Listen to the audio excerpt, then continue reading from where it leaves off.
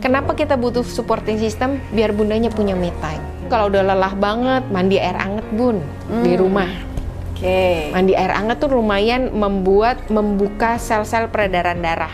Jadi biasanya bundanya lebih rileks. Mam, kita ketemu lagi di Cerita Mam Enjo dan kita masih ngobrolin soal ASI karena perjalanan menyusui itu cukup panjang ya. Dimulai dari persiapannya sejak kehamilan sampai nanti diharapkan selesai hingga 2 tahun. Nah, kalau dengar kata-kata 2 tahun ini biasanya berbagai perasaan yang muncul. Mulai dari wah semangat sampai ada juga yang mungkin lama banget ya 2 tahun. Untuk itu kita ngobrol di sini bersama expertnya. Kali ini ada Dr. Maharani Bayu, konselor menyusui, konsultan laktasi. Hai dokter. Halo. Apa kabar? Senang sekali bisa diundang sama Mbak Des hari ini. Iya, ini kita sekaligus reuni dan nostalgia ya. Mungkin sedikit cerita nih untuk teman-teman atau mams yang melihat kita di sini. Aku sama Dokter Rani ini dulu aku kliennya Dokter Rani, tapi terus aku paksa dia untuk aku minta asinya dia untuk menyusui anakku. Jadi ini ibu susunya anakku gitu. Itu juga dulu perkara panik sih dok, karena aku merasa ini asinya cukup atau enggak. Perjalanan masih 2 tahun, itu perasaan yang wajar atau cuman aku aja? Sebetulnya banyak asinya, cukup-cukup aja, cuman ya kadang takut ya gitu. Ya itu.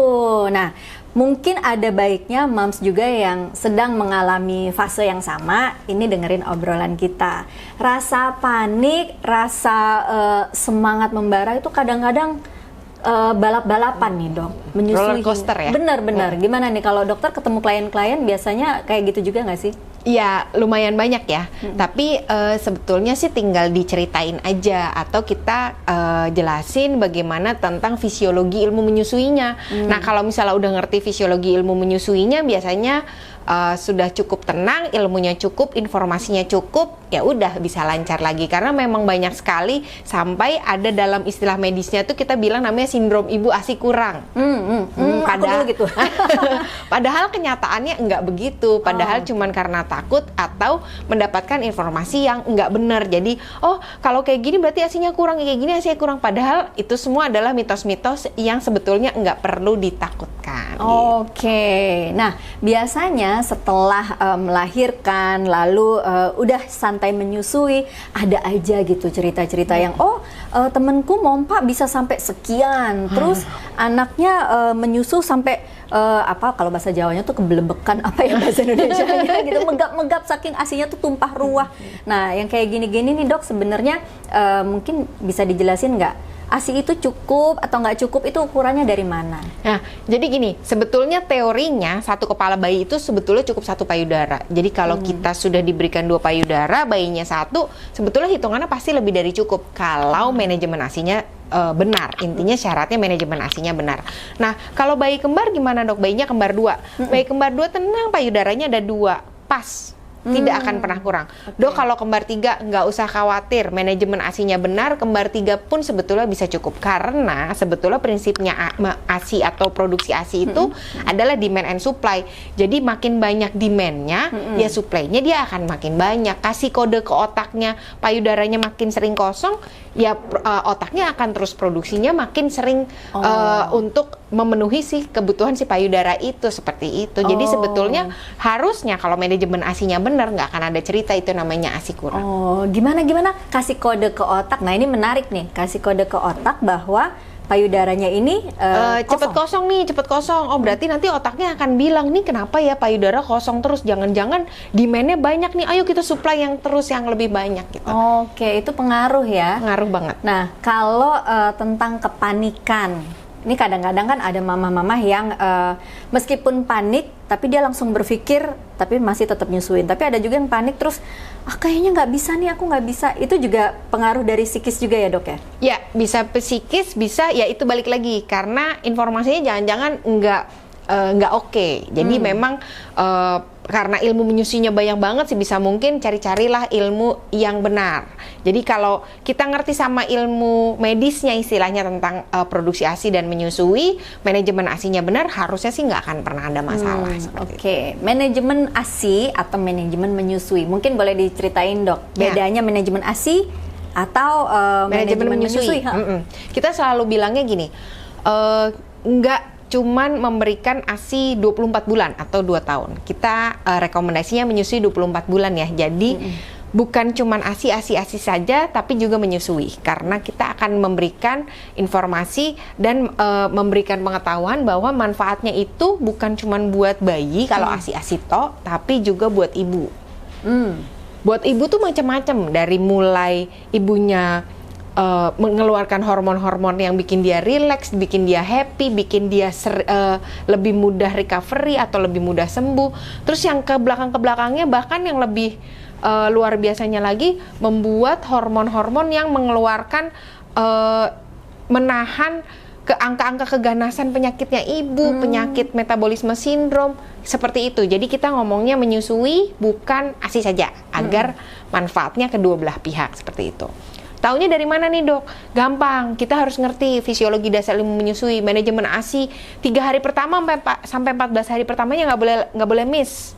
Ini lagi penting nih, lagi fase laktogenesis, fase pembentukan ASI paling esensial 3 hari pertama sampai 14 hari pertama.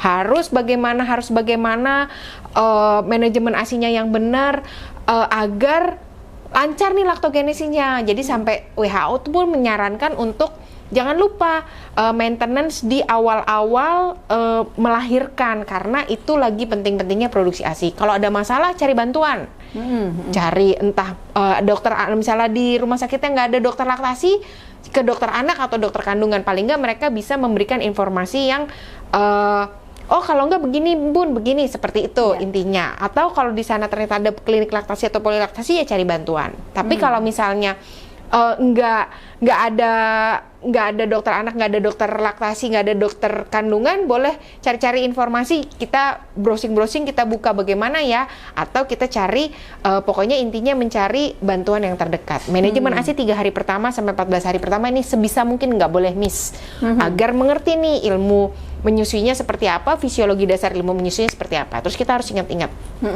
yang bikin produksi ASI, aku kasih tahu, there's only 5 point.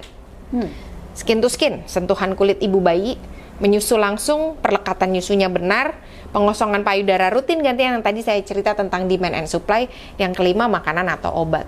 Nah udah, kalau ininya dijalanin, 5 poin dijalanin, sebetulnya ASInya sih akan cukup-cukup aja. Cukup-cukup aja gitu ya. Tapi kadang-kadang itu udah keburu panik gitu. 3 hari sampai 14 hari itu, apalagi yang setelah melahirkan mungkin ya masih sakit, masih lemes ya kan. Udah kedatangan tamu, nengokin kayak gitu ya. Kadang-kadang juga dibanding-bandingkan nih dok. Kadang-kadang, oh dulu aku nyusuin tuh seperti ini, kok ASImu seperti itu gitu.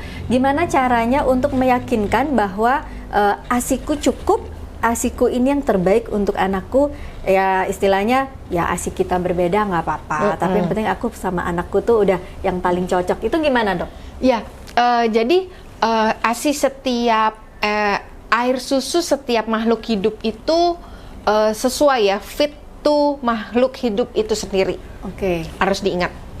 Ya air susu mamalia lain seperti harimau ya buat anak harimau. Air susu sapi ya sebetulnya buat sapi. Dan air susu manusia ya buat manusia. Pasti cukup dok. Tadi yang tadi aku ceritain. Jangan lupa manajemen ASInya benar, ASInya pasti lancar. Keberhasilan ASI intinya 3. Informasi cukup, dukungan keluarga dekat, manajemen ASInya benar, ASInya lancar. Nah, selain kita udah ngerti nih sama informasinya, oh iya manajemennya harus benar, ASInya pasti cukup, selama nggak salah, neneninnya harus benar, kontak kulit ibu bayinya dikejar. Nah, jangan lupa nih dukungan keluarga dekat. Kenapa harus ada dukungan keluarga dekat dok? Supporting system harus kencang. Yang bikin produksi ASI ada namanya 2 hormon, hormon prolaktin dan hormon oksitosin. Prolaktin ini yang urusannya sama produksi. Oksitosin ini urusannya sama pengaliran.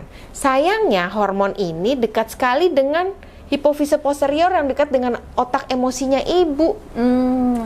Jadi kalau ibunya ada di daerah, maksudnya di area yang negatif nih, kamu kok payudaranya maaf kecil, nggak punya puting, itu bayinya nangis terus, itu mana ada susunya. Nah, jadi kalau ada yang di aura-aura negatif, ibunya stres, bubar. Nggak keluar. Mampet. Udah ada nih produksinya, orang udah dipancing pakai skin to skin, udah dipancing anaknya nenek bener, produksinya ada, tapi yang ada payudara jadi bengkak karena oksitosinnya nggak keluar, ibunya stres, hormon pengalirannya ngadat. Oke. Inilah sangat penting sekali. Satu, dukungan keluarga dekat harus cakep. Yang kedua, ibunya harus relax dan happy. Oke. Gitu. Relax dan happy ini harus diusahakan dari diri sendiri dan juga si support system Yes, itu ya. supporting system harus kuat. Oke, apa aja sih dok yang termasuk yang biasanya dokter rekomendasikan kepada para mama yang termasuk relaksasi itu apa aja? Dokter suruh ngapain aja? Healing? Boleh healing tapi bawa bayinya. Nomor satu, bundanya tenang dulu. Jadi gini, kalau pegang bayi di bawah 2 tahun, yang dibelain bundanya ya, bukan bayinya. Karena kalau bundanya kenapa-kenapa, mamanya kenapa-kenapa, dua-duanya nggak kepegang nih, antara mama dan bayinya. Mamahnya butuh istirahat, ya dibantuin. Udah, duduk dulu, diam, istirahat. Supporting system harus kuat. Mamahnya kelelahan karena biar gimana bayi itu di bawah 3 bulan punya demand ya menyusui karena lambungnya kosong di bawah 1,5-2 jam sekali. Jadi mau nggak mau harus nyusuin setiap 1,5-2 jam sekali. Ada kebiasaan yang berbeda dari tadinya manusia sendiri menjadi sekarang punya tanggung jawab yang harus bundanya harus bangun untuk menyusui setiap 1,5-2 jam sekali. Nah, mungkin akan ada kebiasaan yang berbeda, bundanya kelelahan ya harus didukung. Bagi tugas misalnya, kalau bayinya nangis, lihat dulu nih, jangan langsung bundanya suruh nenenin. Menyusui itu, menangis itu bukan berarti lapar. Bayi nangis bisa dia kepanasan, kedinginan, bisa dia buang air besar atau dia buang air kecil. Jadi begitu bayinya bangun, nangis, yang diambil boleh nih diambil dulu sama orang lain nih cara ngatasinnya. Boleh ayah atau siapapun yang ada di rumah. Dicek popoknya aman, bersih, nggak ada masalah, baru serahkan ke bunda untuk nyusuin. Selesai nyusuin, dah istirahat bersama. Bangun lagi, begitu terus. Jadi nggak ada setiap bangun bundanya yang dicari, padahal belum tentu ternyata bayinya lapar. Ada tanda-tanda tuh si bayinya lapar, entah yang kita bilang namanya salah satunya stress queuing. Nangisnya genggam kenceng nih stress queuing. Biasanya kalau bayi nangis tangannya buka tuh jujur aja sebetulnya bukan berarti dia lapar. Bisa jadi dia hanya ingin dipeluk atau hanya ingin disayang atau mau diangkat atau memang ya itu dia mengasih kode kalau popoknya atau diapernya penuh seperti itu. Jadi biar bundanya supporting system harus kuat nih. Jadi bundanya punya waktu buat istirahat satu. Yang kedua, bun kalau udah lelah banget mandi air anget bun di rumah. Mandi air anget tuh lumayan membuka sel-sel peredaran darah. Jadi biasanya bundanya lebih rileks. Yang ketiga, bun kalau ada waktu pijat buat rileks. Pembuluh darahnya terbuka, salurannya lancar, bundanya rileks, happy, bisa menghadapi hari lagi. Apalagi kalau pijatnya sambil ketiduran ya. Aduh sampai ketiduran. Nah itu, jadi intinya supporting system harus kuat karena kalau pegang bayi di bawah 2 tahun yang dibelain bundanya dulu. Karena kita memikirkan kalau sampai bundanya kenapa-kenapa, dua-duanya nggak kepegang nih. Maksudnya kenapa-kenapa ya, bundanya stres, kelelahan. Wah, begitu waktunya bayinya menyusui, payudaranya jadi bengkak lah, asinya nggak keluar dan teman-teman. Jadi permasalahannya agak banyak gitu. Bener. Nah ini berarti tayangan kita juga termasuk support system untuk para mama ya. Karena kadang-kadang juga aku ngalamin dulu. Ya gitu dok, bayi nangis langsung kasih ke mamanya, ini mau nyusu, padahal enggak dulu, aku masih mau beresin badan mau ngelurusin punggung aja belum sempet gitu rasanya. Nah kalau tadi dokter sempat bilang pijat, ini ada rekomendasi nggak dok? Pijatnya di bagian mana atau pijat apapun sebenarnya itu sangat membantu untuk si mamahnya? Sebetulnya ada, kita sampai pernah kalau misalnya kayak di klinik laktasi atau seperti itu, kita mungkin bisa mengajarkan nih pijat oksitosin, jadi melancarkan untuk hormon-hormon oksitosin itu, jadi biar ASI-nya lebih lancar keluar. Ini pada kasus yang ASI-nya nggak ganggu produksi ya, jadi produksinya memang ada, cuman payudaranya jadi bengkak karena ASI-nya agak ngadat nih keluarnya. Nah, tapi nggak usah jauh-jauh lah pijat oksitosin, pijat yang merilekskan ibu sudah cukup. Ya, apapun itu ya. Apapun itu sebetulnya. Kadang-kadang Sebetulnya apapun itu sudah cukup, karena dengan ibunya sudah rileks, hormon happy-nya keluar. Balik lagi yang tadi saya cerita, hormon oksitosin itu dekat dengan hipofise posterior yang dekat dengan otak emosi. Jadi maminya udah happy, oksitosinnya juga lancar, ASI-nya bisa keluar dengan baik. Itu agak sensitif ya, salah titik sedikit emosinya beda. Emosi senang, emosi sedih itu semuanya namanya emosi. Tapi kalau yang namanya pijat untuk mama-mama yang menyusui, kayaknya udah pasti dipegang aja udah langsung udah relax. Ibunya ya, intinya sebetulnya butuh istirahat kan. Intinya sih waktu dipijat dia relax, pembuluh darahnya terbuka, aliran darahnya lancar, terus ibunya bisa istirahat, itu sebetulnya sudah cukup sih.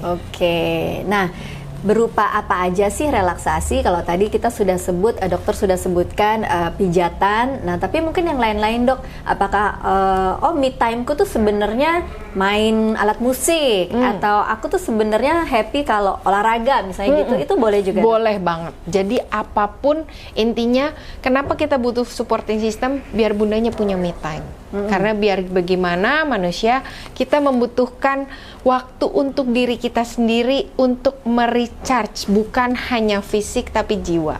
Jadi boleh apapun, mau main musik, mau baca buku, banyak kan biasanya sukanya baca buku, main musik, sama lari atau olahraga atau apapun, monggo.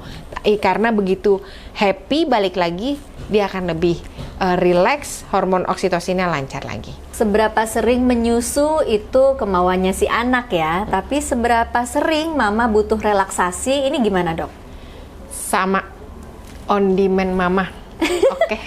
Jadi kapan mama butuh relaksasi ya? Karena balik lagi untuk mengembalikan kepada fisiologi dasar ilmu menyusui tadi. Tapi tenang aja, selama supporting sistemnya kuat, mamahnya bisa mengatur waktu istirahat dengan baik, me time dengan baik, relaksasinya dengan baik, mamahnya juga akan bisa punya waktu untuk mengatur, memenuhi kewajibannya dia sebagai seorang mama. Nah itulah tadi ya obrolan kita tentang betapa pentingnya relaksasi untuk proses keberhasilan menyusui ya, Dok ya. Wah, boleh langsung cari-cari tempat untuk relaksasi, untuk healing, ditemenin sama papa, dan jangan lupa bawa anaknya ya, Dok ya. Dokter, terima kasih sekali ngobrol-ngobrolnya, dan pastinya kita akan ketemu lagi dengan topik yang berbeda, dan kita juga pasti bakal gangguin dokter nih lewat Instagram juga, boleh ya, Dok ya? Boleh. Thank you, sehat selalu. Dengan senang hati, senang Dan berbagi sama Mbak untuk Tess mam di sini. semua, kamu juga sehat selalu, semangat menyusui, dan kita ketemu lagi di episode berikutnya tentunya di Cerita Mamenjo.